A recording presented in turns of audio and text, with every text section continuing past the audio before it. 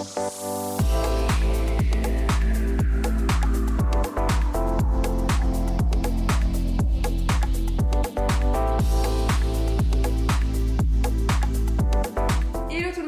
que vous allez bien. Quant à moi, je suis ravie de vous retrouver pour une nouvelle vidéo YouTube. Aujourd'hui, on va parler d'investissement luxe. N'hésite pas à regarder ma playlist investissement luxe qu'il y a sur ma chaîne YouTube. Je vous ai fait pas mal de vidéos. Maintenant, dans ces vidéos, je vous ai beaucoup parlé de comment faire, quelles étaient les idées, les meilleurs investissements, les pires investissements, ce que j'ai réussi à faire avec l'argent que j'ai gagné, mais finalement, je ne vous ai jamais donné réellement la somme que j'avais gagnée. Et c'est surtout que pour moi, quand on doit donner des conseils, c'est vrai que c'est normal que vous me demandiez en quoi je suis légitime, est-ce que ça a fonctionné, et c'est normal de vous montrer finalement si oui ça a fonctionné, est-ce que mes conseils réellement peuvent être appliqués. Et du coup, comme en ce moment on est en pleine déclaration des impôts, bah là au moins ça me permettait de vous donner un montant précis que je n'avais pas forcément en tête, et puis de vous montrer surtout finalement comment mes conseils je les ai appliqués et qu'est-ce que j'ai pu en tirer de tout cela. Avant de commencer la vidéo et de rentrer dans le vif du sujet, n'hésite pas à me rejoindre sur Instagram. Sur Instagram, ce sera plus pour me poser des questions, pour voir mes looks, pour voir mes tenues, pour voir également des petites actus mode. N'hésite pas également à me rejoindre sur TikTok. Sur TikTok, pareil, un peu comme sur YouTube, j'ai fait plein de playlists différentes. Donc comme ça, tu peux sélectionner ce qui t'intéresse, que ce soit les looks du jour, les investissements luxe justement, les conseils pour intégrer ce secteur et plein d'autres playlists, donc n'hésite pas à me rejoindre et n'hésite pas également à me soutenir sur YouTube, je suis très présente, je vous fais des formats conseils assez longs et on parle vraiment du luxe en 360. C'est vrai que si vous êtes passionné par l'univers du luxe, de la mode ou même pour votre culture générale, sur cette chaîne on va parler de recrutement si vous voulez travailler dans le secteur, on va parler des analyses, on va parler des actualités, on va parler des tendances, de vos achats, vraiment de plein de choses, vraiment du luxe en 360.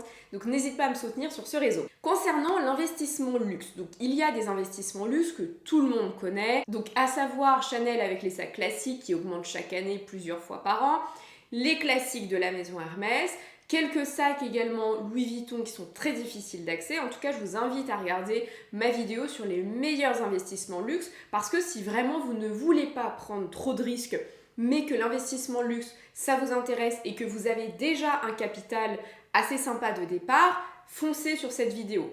Justement, c'est pour ça que je vous précise, moi mes conseils, ce que j'ai gagné, donc j'ai gagné plus de 11 000 euros grâce à mes sacs de luxe vintage, ce n'est pas du tout avec des pièces iconiques que j'ai citées sur cette vidéo. J'ai pas acheté de sac Chanel, j'ai pas acheté de sac Hermès, j'ai des sacs Louis Vuitton mais je ne les ai pas vendus.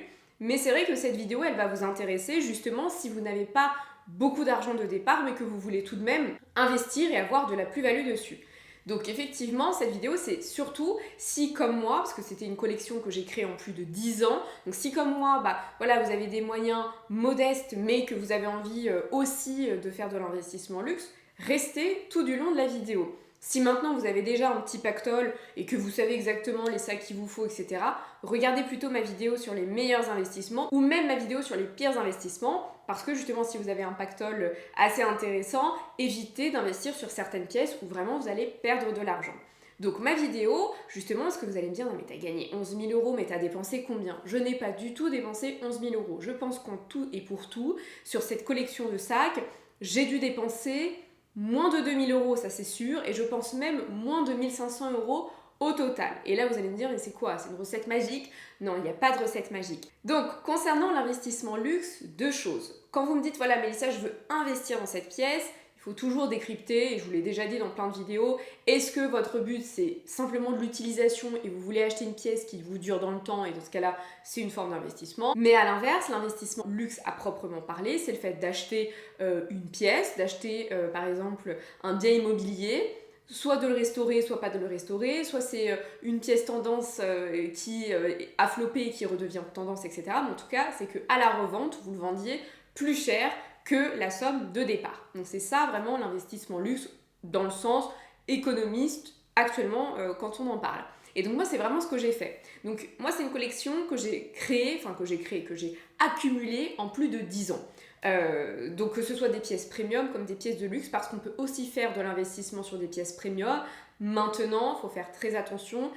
L'investissement concerne surtout les pièces de luxe. Mais parfois, vous avez, vous savez, des pièces qui deviennent tendance ou des logos qui n'existaient plus qui redeviennent tendance, etc. Sachant que la mode des années 90, 2000, voire un peu 2010, ça redevient très tendance. Donc concernant cette collection, donc, pour vous reparler un petit peu de tous les sacs, j'ai vendu un saddlebag. Donc, j'avais acheté un saddlebag il y a maintenant 5-6 ans.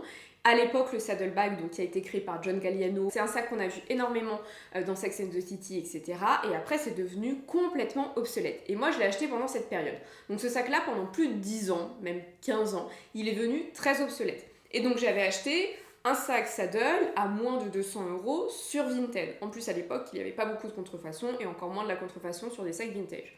Donc ce sac que j'ai acheté, je crois, j'hésite entre 160 et 190 €. Mais en tout cas, ce sac-là, j'ai réussi à le revendre 790 €. Pourquoi ? Parce que ce n'est pas le modèle qui est redevenu vraiment tendance. C'est-à-dire que Maria Grazia Chiuri, en 2018, elle a ressorti celui plus travaillé avec des empiècements en cuir, avec vraiment le dé qui est un petit peu comme une selle. Moi, j'avais vraiment la version classique plate.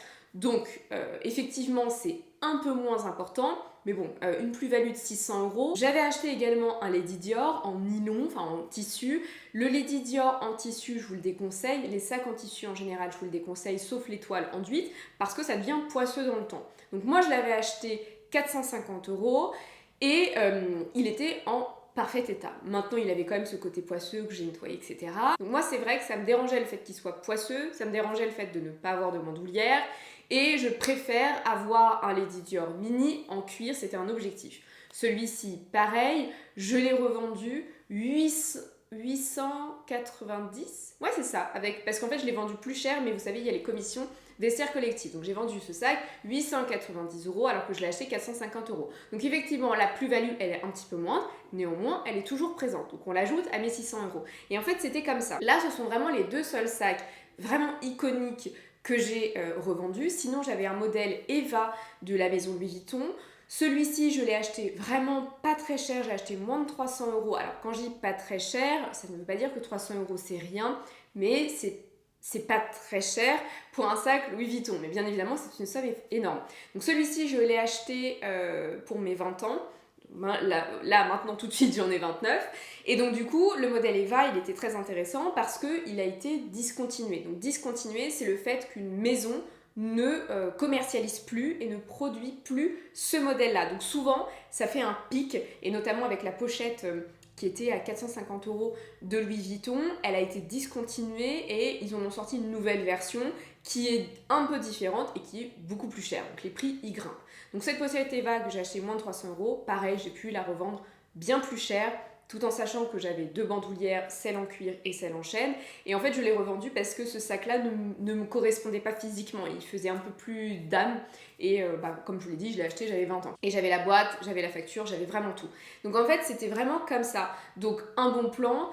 Les sacs qui sont vraiment passés de mode. Je vous ai fait une vidéo là-dessus sur les sacs dans lesquels il faut investir, les sacs vintage dans lesquels il faut investir. Je vous avais parlé du sac Jackie, je vous avais parlé du sac Horsebit, je vous parlais également de certaines formes de sacs. Justement, j'ai essayé justement de vous faire un peu cette éducation d'investissement luxe, parce que ce sont des conseils qu'on ne voit pas partout, souvent on garde un peu secret. Donc n'hésitez pas à regarder cette vidéo parce que je vous montre justement comment analyser les tendances, comment savoir si un sac qui aujourd'hui est pas tendance, il va le devenir. Parce que c'est ça en fait, l'investissement luxe, quand vous avez un revenu un peu plus modeste à investir, c'est un jeu de cartes en fait, c'est du poker, c'est regarder un peu les tendances, regarder ce qui va venir l'année prochaine. Là en ce moment, on a le sac 2001 qui redevient à la mode énormément. Mais déjà il y a un an, on sentait que le sac 2001, il allait revenir. Donc c'est vraiment analyser les tendances pour pouvoir se dire, écoute, moi ce sac là, je sais pas, je vous dis une bêtise, Fendi, un peu style baguette, passé de mode qu'on voit pas du tout, en ce moment je peux l'acheter pas cher et il va revenir. Et le sac baguette, pareil, il y a quelques années, il est revenu alors que quelques années avant, il était complètement passé de mode. Donc c'est vraiment ça en fait qui est important. Après, vous allez avoir les investissements plus modestes, c'est-à-dire que vous allez acheter des pièces de luxe, parfois qui sont iconiques ou pas iconiques, mais qui sont vraiment dans un état, on va dire, lamentable. Parce que tout le monde ne sait pas entretenir son sac de luxe, tout le monde ne sait pas le restaurer. Donc pareil, ne fuyez pas face à des sacs qui sont en très mauvais état. Parce que tout est réparable quasiment. Alors, je mets des pincettes, tout ce qui est broderie, tout ce qui est tissu à éviter. Et c'est pour ça qu'à chaque fois, je vous dis les pires matières de sacs, de luxe. N'hésitez pas à regarder ces vidéos. En fait, je vous ai fait des vidéos finalement qui sont complémentaires pour l'investissement ou pour vos achats personnels. Mais le cuir, ça se répare, ça se soigne. Donc n'hésitez pas à aller voir des cordonniers qui sont habilités, ou même actuellement, vous avez plein de cordonniers sur Instagram qui ont eu des expériences dans des maisons de luxe et qui se sont lancés. Donc ce que vous faites, c'est que vous négociez énormément ces pièces de luxe qui sont vraiment en très mauvais état. De toute façon, la personne qui le vend généralement, elle brade ce sac parce qu'elle sait que ce sera très compliqué à revendre derrière. Donc n'hésitez pas à vraiment bien négocier, parce que dans cette négociation, vous allez inclure les frais de réparation. Généralement, les frais de réparation, n'allez jamais au-dessus des 400 € de réparation, parce qu'après ça vaut plus le coup. Si votre sac, vous l'achetez entre 150 et 200 €, ça fait déjà 600. Ça commence à faire un peu lourd, sauf si on est sur un timeless Chanel. Donc mettez toujours en perspective ça, ou un sac Hermès. Mais si c'est par exemple un sac Louis Vuitton, bon, essayez d'être raisonnable pour que la plus-value soit plus grande. Mais vous pouvez le faire aussi. Mais n'hésitez pas justement à vous dire, bah je prends des risques. Parce que typiquement, moi j'avais acheté des sacs, alors là en tête, j'en ai plus qui me reviennent. Mais je sais que j'ai des sacs qui étaient de luxe et qui n'étaient pas forcément en très bon état, que j'ai restauré avec ma petite crème saphir, etc. Alors, restaurer, c'est pas réparer, c'est juste repimper un petit peu le cuir avec les bons traitements, parce que dès que je vous ai dit, quand vous touchez vous-même à de la restauration, et si ce n'est pas votre métier, vous pouvez perdre l'authenticité, et là, à l'inverse, c'est un contre-investissement parce que votre prix de vente, il chute parce que vous avez transformé le sac. Mais juste requinquer un peu le cuir, nettoyer les parties métalliques, enlever la moisissure de certains sacs, ça se fait très bien, et ça vous permet de le vendre beaucoup plus cher, parce que moi, je sais que j'ai des sacs que j'ai vendus vraiment beaucoup plus cher grâce à cela. Après, n'hésitez pas à regarder les brocantes, parce que certaines personnes n'ont pas du tout conscience de la valeur de leurs pièces. Les brocantes, les vide-greniers, les enchères. Après, les enchères, maintenant, ça devient de plus en plus trendy. Il y a quelques années, quand je vous parlais des enchères, les gens étaient là, oui, ah bon, ça existe, etc. Maintenant, tout le monde parle des enchères. Donc c'est plus compliqué, je trouve, de faire de bonnes affaires là-dessus, mais n'hésitez pas à aller chez Emmaüs. Très sincèrement, j'avais acheté des carrés de soie Hermès comme ça, voilà, chez Emmaüs, qui étaient vendus 3 € dans des bacs, il faut chercher. Donc voilà, en tout cas, cette vidéo, c'est vraiment pour vous montrer que l'investissement luxe, elle existe à tout budget finalement, puisque moi, voilà, j'ai pas eu autant de budget de départ, parce que comme je vous le disais, moi j'ai commencé à acheter du luxe vraiment prix fort à partir de 26 ans. Avant, c'était de la seconde main, de l'outlet. Parfois, l'outlet aussi, ça peut être un bon plan, parce que, par exemple, la Vallée Village, vous avez la remise de 33% la Vallée, puis vous avez les soldes, puis vous avez parfois les cartes privilèges VIP, donc ça vous permet d'avoir des remises beaucoup plus importantes, et puis finalement, vous pouvez aussi revendre le sac, surtout que de l'outlet n'a pas de poinçon, donc c'est pas... Alors, certaines marques vont créer des collections exprès pour la Vallée ou pour des outlets, et la qualité est différente, mais certaines fois, ce sont vraiment des invendus. Maintenant, pour vous parler sincèrement, et vous dire sincèrement ce que j'ai gagné, donc ça c'était l'année dernière en 2021, puisque comme je vous l'ai dit, déclaration d'impôt, puisque, ah oui, effectivement, ça je dois vraiment vous le dire, l'investissement luxe c'est super pour pouvoir gagner de l'argent et en faire quelque chose. Là vous allez me dire, mais Mélissa, qu'est-ce que tu as fait avec tes 11 000 €? Alors, même si c'est personnel, je vais quand même vous le dire parce que moi je suis transparente, je vous avais déjà fait une vidéo de toute façon dessus, n'hésitez pas à la regarder, mais j'ai donc gagné 11 000 €, j'ai dépensé 4 500 € dans mes frais de dentition, voilà, les gouttières, donc j'ai perdu une grande partie, mais heureusement c'était pas de l'argent que je sortais de ma poche, parce que c'était de l'argent que j'avais gagné grâce à mes sacs, et en plus à cette époque-là j'étais en chômage partiel, donc mon salaire était vraiment réduit, et donc ça m'a permis cette somme justement de refaire ma dentition. Et ensuite j'ai eu la possibilité de déménager, donc je ne suis pas propriétaire de cet appartement, je suis locataire. Mais même, vous avez le premier chèque à déposer, donc le chèque de caution, vous avez vos frais d'agence, vous avez votre premier loyer. Donc déjà, voilà, on en a rapidement pour une certaine somme en fonction du montant de votre loyer. Et puis, nous, on est passé d'un appartement 2 pièces à un appartement beaucoup plus grand, donc il faut le meubler et ça coûte assez cher. Donc au final, sur ces 11 000 €, il me reste... pas énormément, je pense qu'il doit me rester 30%, c'est déjà pas mal, c'est déjà très très bien. Mais voilà, l'argent ça va, ça vient. Mais par exemple, si vous avez envie de vous construire un apport pour un appartement, vous achetez une voiture, grâce à vos sacs, finalement la morale de l'histoire c'est ça, c'est que c'est possible. Mais autre point que je dois vous préciser, parce que justement je vous ai dit, bah voilà, je peux enfin vous dire le montant exact parce que déclaration des impôts. En fait aujourd'hui, toute vente Vinted et vestiaire collective, c'est envoyé directement aux impôts et du coup vous avez la possibilité d'être imposable dessus. Là, vu la somme que j'ai gagnée, c'est clair, c'est net, c'est précis, je serai imposable. Parfois c'est pas forcément lié à la somme, c'est lié à la récurrence de l'opération. Je crois que c'est sur Vinted, quand vous faites plus de 21 ventes sur l'application, bah effectivement vous êtes imposable. Donc il faut faire attention à cela, c'est-à-dire que, enfin faire attention. Vous pouvez faire de l'investissement, mais comme toute rentrée d'argent, bah, vous allez payer une partie aux impôts. Donc il y a aussi ça dans mes 11 000, c'est que je savais que j'allais être imposable. Alors je ne savais pas exactement combien j'avais gagné, pour moi j'avais gagné un peu moins, mais du coup, bah, voilà, parmi cette partie-là, comme je l'ai dit, il y a les impôts, donc vous perdez aussi de l'argent. Après, ça peut vraiment permettre d'investir dans vos projets personnels. Donc, on va parler maintenant chiffres. Donc, j'ai gagné sur Vestiaire Collective 9 540 € et sur Vinted 1 958 €, sachant que sur Vinted, je mets un petit peu de guillemets. J'ai vendu des pièces de luxe, des colliers, des bijoux, de la soierie et quelques sacs à main, mais ensuite, c'est essentiellement des vêtements et des marques premium.